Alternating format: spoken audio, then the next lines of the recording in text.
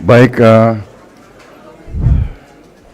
saudara-saudara sekalian, sekali lagi Assalamualaikum warahmatullahi wabarakatuh. Salam sejahtera, selamat siang, Shalom, Om Swastiastu. Saudara-saudara sekalian, sebenarnya saudara kan sudah mengikuti tadi, saya diberi kehormatan, diberi kesempatan untuk menyampaikan sambutan. Baru saja secara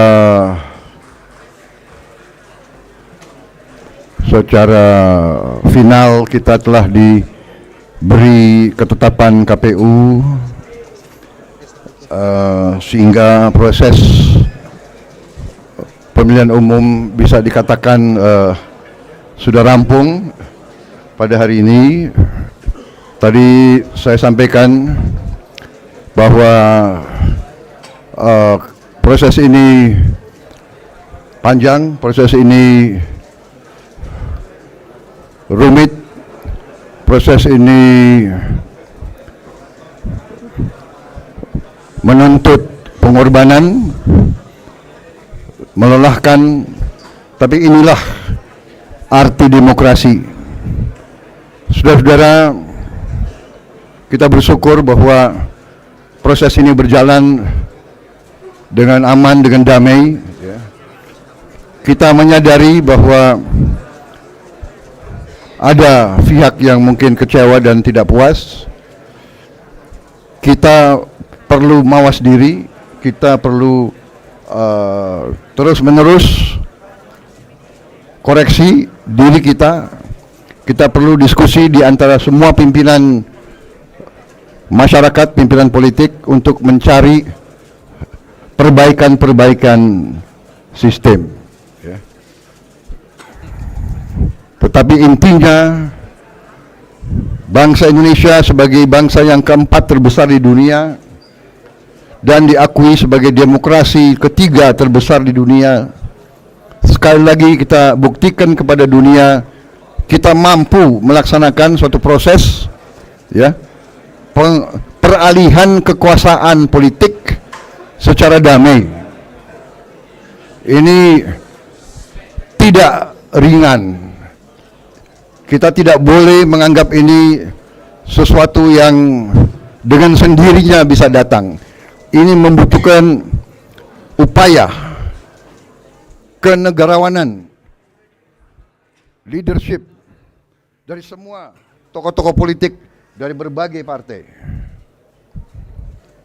Dan kita berterima kasih, kita mengakui jasa-jasa pendahulu kita, pendiri-pendiri bangsa kita yang merancang sistem ini, yang bisa menangkap hasrat rakyat kita. Rakyat kita ingin kedaulatan ada di tangan rakyat.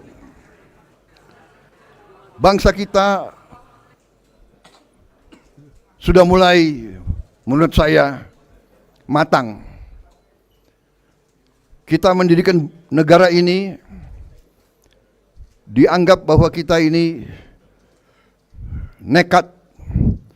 Bagaimana bisa bangsa sebesar ini, sebesar Eropa, konon kabarnya terdiri dari ratusan kelompok etnis, ratusan suku, berbagai banyak bahasa daerah, adat istiadat yang berbeda-beda, agama-agama yang besar, kepercayaan-kepercayaan yang banyak. Tapi kita bisa bersatu. Dan kita terus-menerus diintervensi, kita terus-menerus diganggu. Dari sebelum kita menerima kedaulatan akibat perang kemerdekaan yang panjang, terus kita diganggu. Tapi alhamdulillah kita utuh sampai sekarang. Banyak tantangan yang kita hadapi. Dan untuk itu saya setelah pelajari dengan seksama kondisi geopolitik dunia, kondisi geoekonomi dunia, bahwa bumi kita sudah dengan teknologi dan dengan kemajuan sains dan kemajuan perkembangan demografi dunia, kita telah menjadi lebih kecil. Kejadian di Ukraina berpengaruh kepada kita. Kejadian di Gaza berpengaruh kepada kita. Kita tidak boleh buta terhadap perkembangan.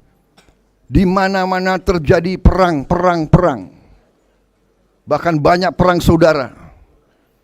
Kita bersyukur dengan kearifan pimpinan-pimpinan politik kita, kearifan tokoh-tokoh masyarakat kita, tokoh-tokoh agama kita.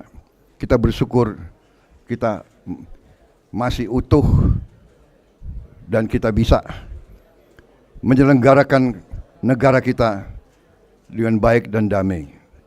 Intinya saya kira demikian. Ya, kita bersyukur dan saya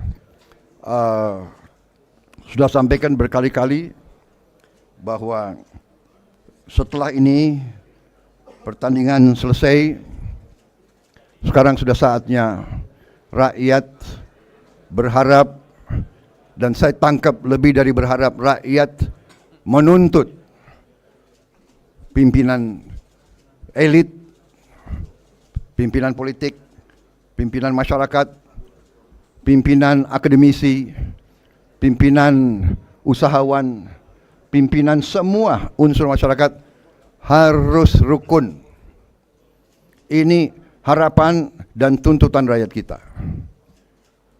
Berbeda adalah baik. Kita debat, tidak ada masalah. Kita adu argumen, adu gagasan, adu solusi. Tapi tujuannya harus sebesar-besarnya kepentingan, kebaikan, kesejahteraan, kemakmuran rakyat kita. Itu tujuan kita. Saya kira itu yang saya ingin sampaikan. Terima kasih media, terima kasih pers, saudara, bagian yang sangat penting dari demokrasi. Saudara melihat kita, memantau kita, ya. Kadang-kadang sebetulnya kalian juga meresahkan kita juga, meresahkan pemimpin politik, ya kan? Tapi saya bisa merasakan kalian dengan susah payah nungguin, ya kan? Jadi saya sekali lagi berterima kasih, saudara, bagian penting dari demokrasi. Dengan pers, dengan kamera yang banyak, dengan gadget yang banyak, pemimpin-pemimpin politik dan pejabat-pejabat pemerintah mudah-mudahan tidak berani melakukan hal-hal yang tidak baik. Saya kira itu tujuan kita mulia. Kita harus menjaga keutuhan bangsa, menjaga kekayaan negara, mengolah kekayaan negara untuk sebesar-besarnya dirasakan oleh rakyat, menghilangkan kemiskinan, menghilangkan kelaparan, menciptakan lapangan kerja yang baik, dan memberantas korupsi. Korupsi yang sangat membahayakan bangsa dan negara. Dari semua pengalaman negara-negara di dunia, korupsilah yang membawa kemiskinan. Korupsilah yang membawa negara hancur dan gagal. Kami bertekad semua untuk mulai ke depan yang terbaik. Saya akan mengajak semua kekuatan berbuat bersatu untuk bangsa. Tinggalkan perasaan-perasaan, tinggalkan sakit hati, tinggalkan tersinggung-tersinggungan. Tidak ada artinya hati tersinggung, hati sakit. Tidak ada artinya dibandingkan harapan dan tuntutan rakyat kita. Saudara-saudara sekalian, mungkin saya pernah bikin salah sama kawan-kawan, saya manusia, mungkin saya telah, ya kan, berkata yang kurang baik, sudah, saya minta maaf, mari kita cari yang terbaik di antara kita. Karena itu saudara lihat, ya kan? Saya juga tadi berterima kasih sama saudara Anies, Pak Muhaimin, walaupun di debat lumayan juga kerasnya, ya kan? Tapi itu bagian dari demokrasi. Ya.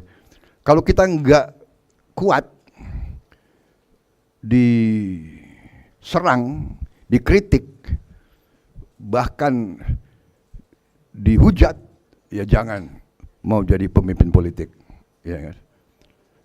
Duduk di rumah aja, nonton TV, ya kan? Jangan berdiri di depan kamera. Saya kira itu dari saya, ya. Terima kasih, ya. Nggak usah banyak bertanya, ya. Ya udah jelas ya, ya, ya. Merdeka!